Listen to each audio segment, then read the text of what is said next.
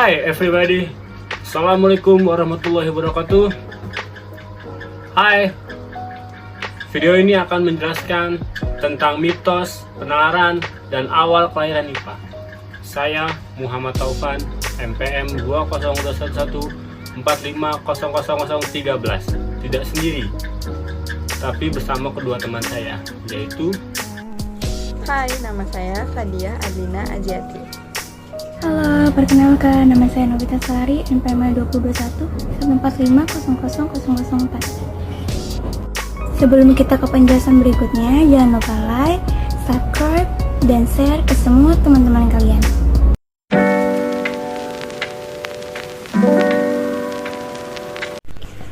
Pada awal prasejarah, kemampuan manusia masih terbatas, baik keterbatasan pada peralatan maupun keterbatasan pemikiran.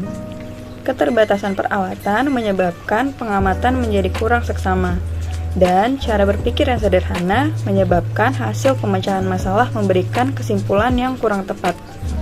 Dengan demikian, pengetahuan yang terkumpul belum dapat memberikan kepuasan terhadap rasa ingin tahu manusia dan masih jauh dari kebenaran. Untuk menjawab keingintahuan tentang alam, manusia menciptakan mitos. Dalam bahasa Yunani, mitos atau mite dalam bahasa Belanda adalah bagian dari suatu folklore yang berupa kisah berlatar masa lampau, mengandung penafsiran tentang alam semesta, seperti penciptaan dunia dan keberadaan makhluk di dalamnya. Mitos dapat timbul sebagai catatan peristiwa sejarah yang terlalu dilebih-lebihkan, sebagai alegori atau personifikasi bagi fenomena alam, atau sebagai suatu penjelasan tentang ritual. Mereka disebarkan untuk menyampaikan pengalaman religius atau ideal, untuk membentuk model sifat-sifat tertentu, dan sebagai bahan ajaran dalam suatu komunitas. Dalam pengertian lebih luas, istilah tersebut dapat mengacu kepada cerita tradisional atau dalam percakapan sehari-hari, suatu hal salah kaprah dalam masyarakat, atau suatu entitas khayalan. mitos merupakan cerita yang dibuat-buat, yang ada kaitannya dengan apa yang terdapat di alam. Mitos erat kaitannya dengan legenda dan cerita rakyat. Mitos, legenda, dan cerita rakyat adalah cerita tradisional dalam jenis yang berbeda. Tidak seperti mitos, cerita rakyat dapat berlatar kapanpun dan dimanapun, dan tidak harus dianggap nyata atau suci oleh masyarakat yang melestarikannya.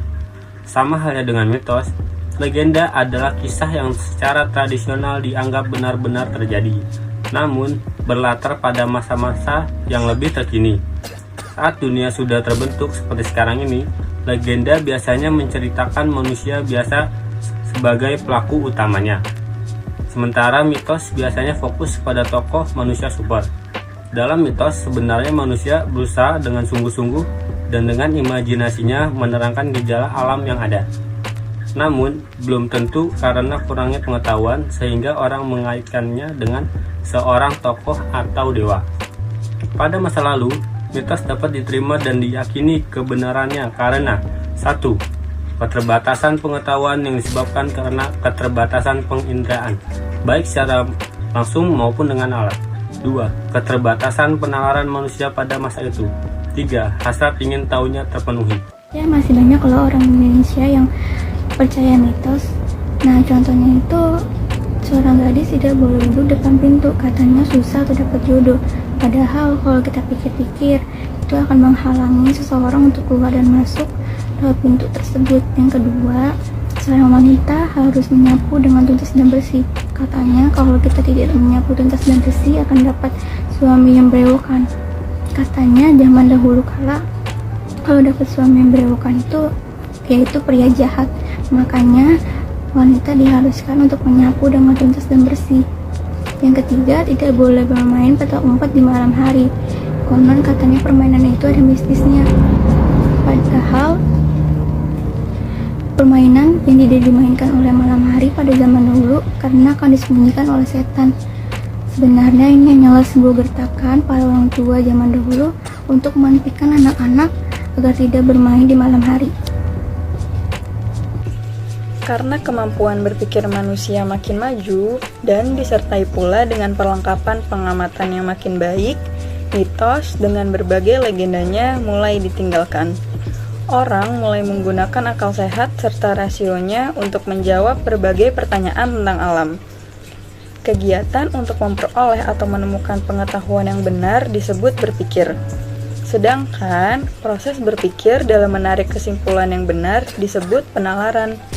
Pengetahuan yang diperoleh tidak berdasarkan penalaran digolongkan pada pengetahuan yang non-ilmiah atau bukan ilmu pengetahuan. Terdapat beberapa cara untuk memperoleh kesimpulan atau pengetahuan yang tidak berdasarkan penalaran, yaitu pertama, ada prasangka, yaitu pengambilan kesimpulan berdasarkan perasaan. Yang kedua, ada intuisi, atau kegiatan berpikir yang tidak analitis dan tidak berdasarkan pola berpikir tertentu. Intuisi juga adalah pandangan batiniah yang serta-merta tembus mengenai suatu peristiwa atau kebenaran tanpa penurutan pikiran. Dan yang ketiga ada trial and error. Trial and error adalah suatu cara untuk memperoleh pengetahuan secara coba-coba atau untung-untungan. Hukum 3 tahap manusia Auguste Comte. Auguste Comte dikenal sebagai bapak sosiologi dunia. Auguste Comte tumbuh dari keluarga yang pandai dalam bidang matematika. Namun, latar belakang keilmuan Comte adalah fisika. Oleh karena itu, ia berusaha menerapkan cara berpikir ilmu alam untuk mempelajari manusia sebagai makhluk sosial. Comte merupakan pengikut aliran positivisme yang meyakini bahwa masyarakat merupakan bagian dari alam. Setiap masyarakat memiliki pola atau hukum yang sama dalam proses perubahannya. Sementara peranan sosiologi bertugas untuk mempelajari serta menemukan hukum sosial yang sama tersebut. Penemuan hukum ini akan mempermudah dalam memprediksi kondisi kemajuan suatu masyarakat. Untuk itu, metode-metode penelitian empirisme lah yang dapat dipergunakan untuk menemukan hukum-hukum sosial dalam masyarakat. Di dalam kajian ilmu sosial, Comte membaginya menjadi 2 pembahasan, yaitu statika sosial atau sosial statik dan dinamika sosial atau sosial dinamik. Yang dimaksud dengan statika sosial adalah teori tentang keteraturan yang tidak direncanakan dari masyarakat manusia, atau theory of spontaneous order of human society, atau struktur-struktur sosial yang sudah ada. Struktur ini relatif tidak berubah dalam waktu yang lama, dan adanya struktur tersebut didasari pada asumsi bahwa manusia merupakan sebuah organisme yang disatukan oleh konsensus atau kesepakatan, sehingga di dalamnya terjalin sebuah hubungan yang harmonis. Meskipun demikian, pada sebenarnya statika sosial merupakan bagian yang paling elementer di dalam sosiologi.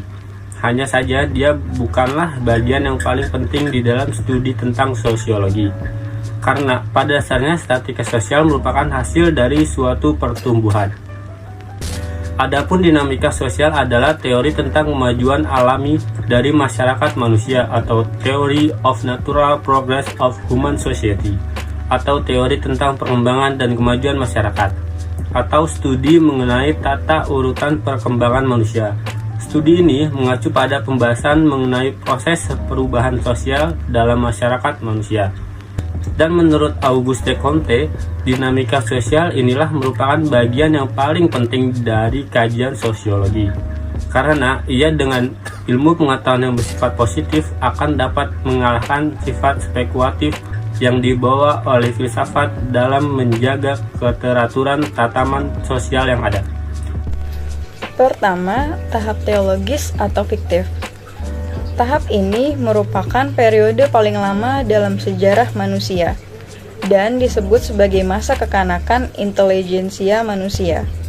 Pada tahap ini, manusia mempercayai adanya kekuatan-kekuatan supranatural yang muncul dari kekuatan zat adikodrati atau jimat, atau kekuatan yang berasal dari luar diri manusia atau muncul dari kekuatan tokoh-tokoh agamis yang diteladani oleh manusia. Dalam kehidupan sosial, masyarakat di sini hidup berdasarkan pada penaklukan, yaitu hubungan sosial bersifat militer yang senantiasa menaklukkan dan menundukkan masyarakat lain. Oleh karenanya, pada tahapan ini pula terbagi menjadi 3 subtahapan, yaitu fetisisme, politeisme, dan monoteisme. Fetisisme ialah suatu bentuk pikiran yang dominan dalam masyarakat primitif, meliputi kepercayaan bahwa semua benda memiliki kelengkapan kekuatan hidupnya sendiri atau roh-roh. Dan manusia pada tahap ini mulai mempercayai kekuatan jimat atau benda. Fase ini pula dapat dikatakan sebagai fase awal sistem teologis dan militer. Lalu politeisme. Politeisme ialah anggapan yang muncul karena ada kekuatan-kekuatan yang mengatur kehidupan atau gejala alam. Pada tahap ini sudah muncul kehidupan kota, pemilikan tanah menjadi institusi sosial, adanya sistem kasta, dan perang dianggap sebagai satu-satunya cara menciptakan atau meraih kehidupan politik yang kekal. Fase ini dapat pula dikatakan sebagai fase pengembangan sistem teologi dan militer. Lalu monoteisme adalah kepercayaan pada dewa yang mulai digantikan dengan zat tunggal atau hanya Tuhan yang berdaulat dan berkuasa untuk mengendalikan alam ini. Fase ini dapat dikatakan sebagai fase modifikasi sistem teologi dan militer. Modifikasi sistem militer yang dimaksud adalah suatu hubungan sosial masyarakat bersifat militer di mana masyarakat senantiasa bertujuan untuk menundukkan dan menaklukkan masyarakat lain. Kedua, tahap metafisik atau abstrak. Tahapan ini merupakan fase transisi antara tahap teologis menuju ke tahap positivistik sehingga disebut dengan masa remaja inteligensia manusia. Tahap ini ditandai dengan adanya satu kepercayaan manusia akan hukum-hukum alam secara abstrak yang diilustrasikan dengan bentuk pemikiran yang bersifat filosofis, abstrak, dan universal. Jadi, kepercayaan bukan lagi kepada kekuatan dewa-dewa yang spesifik, akan tetapi pemikiran manusia terbelenggu oleh konsep filosofis dan metafisis yang ditanamkan oleh filosof maupun orang agamawan secara abstrak dan universal, atau agen-agen goib digantikan dengan kekuatan abstrak. Dalam kehidupan sosial, masyarakat tidak lagi bersifat militer, akan tetapi juga belum bersifat industrial. Pada konteks masa ini, tujuan utama masyarakat bukan berupa penaklukan saja, tetapi diperkuat dengan adanya peningkatan produksi. Sehingga sistem perbudakan individual memang bergeser terhapus, akan tetapi perbudakan yang dimiliki oleh produsen masih memperoleh berbagai haknya dalam hubungan dengan militer. Oleh karenanya, ada dua tujuan aktivitas, yaitu penaklukan dan produksi. Produsen dilindungi sebagai suatu sumber kemiliteran dan perang dianggap secara sistematik penting untuk mengembangkan tingkat produksinya. Artinya, tahapan ini merupakan jembatan atau tahap transisi dari masyarakat militer atau primitif menuju industrial. Positivisme. Tahapan ini merupakan tahap terakhir dalam pemikiran evolusionisme sosial Auguste Comte dan dianggap sebagai masa dewasa inteligensia manusia. Pada tahap ini, pikiran manusia tidak lagi mencari ide-ide absolut yang asli yang menakdirkan alam semesta dan menjadi penyebab fenomena. Akan tetapi, pikiran manusia mulai mencari hukum-hukum yang menentukan kesamaan atau menemukan rangkaian hubungan yang tidak berubah dan memiliki kesamaan. Tahapan berpikir secara ilmiah, tahapan ini manusia mulai mempelajari data empirisme sebagai sumber pengetahuan terakhir, namun manusia dapat menentukan rumuskan hukum yang seragam, sehingga manusia mulai maju dan berkembang di depan ilmu pengetahuan. Dalam kehidupan sosial, manusia dicetak untuk mampu menerapkan ilmu pengetahuan dan dalam kehidupan sosial menguasai lingkungan alam bagi kemajuan masa depan yang lebih baik. Masyarakat pada tahapan ini adalah masyarakat industri. Ini menunjukkan bahwa industri mendominasi hubungan sosial masyarakat secara kolektif yang diorganisasikan dan diproduksi adalah menjadi tujuan utama masyarakat. Penalaran deduktif. Penalaran deduktif adalah penalaran dari hal-hal spesifik ke umum. Penalaran deduktif juga merupakan suatu bentuk penalaran yang menyimpulkan suatu proporsi umum dari sejumlah proporsi khusus. Jadi, penalaran deduktif merupakan penarikan kesimpulan-kesimpulan dari hal-hal yang bersifat khusus, kemudian menyatakan hal tersebut ke dalam hal yang bersifat umum. 4. Penalaran induktif atau empirisme. Santrok tahun 2010 mengatakan penalaran deduktif merupakan penalaran dari umum ke khusus. Surajio, Astanto, dan Andini tahun 2006 juga menyatakan bahwa penalaran deduktif merupakan mengambil suatu kesimpulan yang hakikatnya sudah tercakup, diporsikan atau lebih. Jadi, penalaran deduktif merupakan penarikan kesimpulan-kesimpulan dari hal-hal yang bersifat umum kemudian menyatakan hal tersebut ke dalam hal yang bersifat khusus. Jadi, dapat disimpulkan bahwa penalaran matematis merupakan proses berpikir logis dan sistematis dari fakta-fakta yang ada untuk memperoleh kesimpulan dari kumpulan informasi. Ada dua jenis penalaran matematis, yaitu penalaran induktif dan penalaran deduktif. Penalaran induktif yaitu penalaran dari hal yang spesifik ke umum, sedangkan penalaran deduktif merupakan penalaran dari hal yang umum ke spesifik. Tidak semua pengetahuan disebut ilmu, sebab ilmu merupakan pengetahuan yang cara mendapatkannya harus memenuhi syarat-syarat tertentu. Syarat-syarat yang harus dipenuhi agar suatu pengetahuan dapat disebut ilmu atau ilmiah adalah: yang pertama, objektif. Artinya, pengetahuan itu sesuai dengan objeknya atau didukung metodik fakta empiris.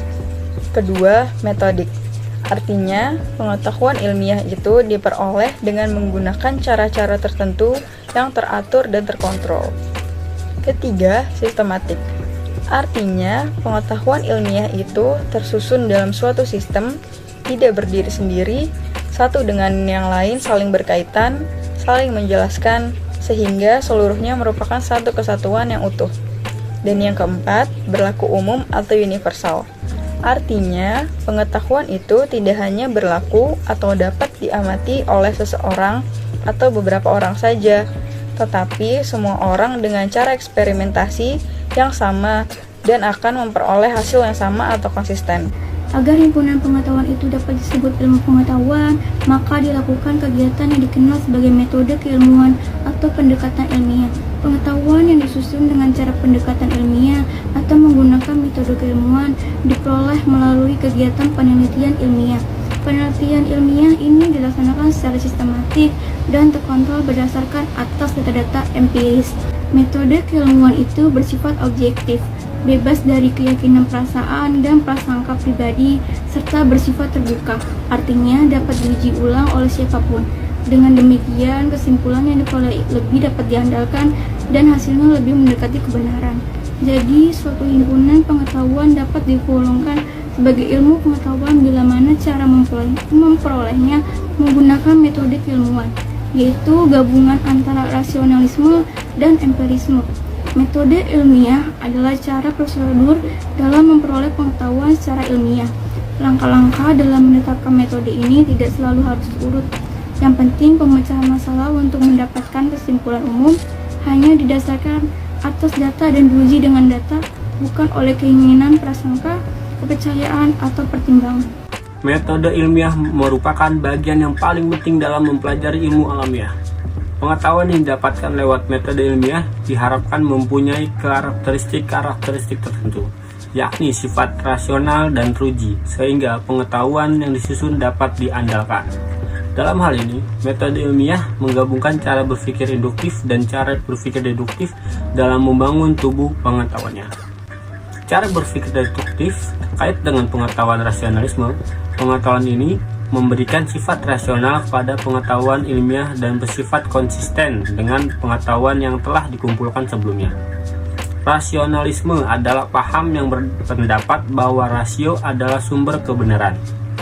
Sedangkan cara berpikir induktif terkait dengan empirisme, di mana dibutuhkan fakta-fakta yang mendukung. Empirisme adalah paham yang berpendapat bahwa fakta yang tertangkap lewat pengalaman manusia merupakan sumber kebenaran. Pada penjelasan di awal tadi, telah diterangkan bahwa mula-mula manusia masih percaya pada mitos yang sekarang hanya dinilai sebagai pengetahuan semu. Karena mitos kemudian dianggap tidak memuaskan, maka dicarilah pengetahuan yang sesungguhnya. Objek utama yang dipikirkan manusia adalah alam, sehingga lahirlah ilmu pengetahuan alam. Awal dari ilmu pengetahuan alam, atau yang biasa kita sebut dengan IPA, dimulai pada saat manusia memperhatikan gejala-gejala alam, dengan mencatatnya dan kemudian mempelajarinya. Pengetahuan yang diperoleh mula-mula terbatas pada hasil pengamatan terhadap gejala alam yang ada. Kemudian ditambah dengan pengetahuan yang diperoleh dari hasil pemikirannya. Dengan peningkatan daya pikirnya, manusia akhirnya dapat melakukan eksperimen untuk membuktikan dan mencari kebenaran dari suatu pengetahuan. Setelah manusia mampu memadukan kemampuan penalaran dengan eksperimen, maka lahirlah ilmu pengetahuan alam yang mantap. Oke teman-teman, itu tadi penjelasan dari kami. Terima kasih untuk kalian yang sudah menonton dan menyimak dari awal sampai akhir video. Kurang lebihnya mohon maaf. Wassalamualaikum warahmatullahi wabarakatuh.